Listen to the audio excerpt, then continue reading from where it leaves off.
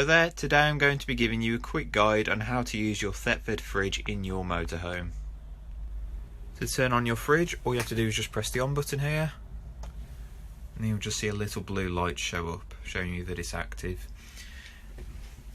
Now if you actually go into your control panel on your vehicle, if you actually turn the power off, you can check if your control panel is needed for the fridge to actually work. So on this model, it works without the control panel actually being on. Now once it's powered up, you'll see that one of the icons here is highlighted, and the ones at the end here will also be highlighted. Now to change your different icons, if you just press the middle button here, give it a second, and then you'll see something flashing here. Now on your Thetford fridge you should have 4 different icons. You should have A for automatic, your next one is for hookup, for when you want to go on a campsite. Your next one is for your leisure battery, that's what you want to use for when you're driving.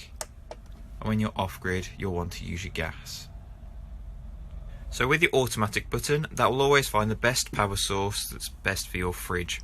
So if you just press it, it'll either go on to the hookup if you're on a campsite, your leisure battery if your engine is on and you're driving, and the last one is for your gas if you're not on a campsite and your gas bottles are on.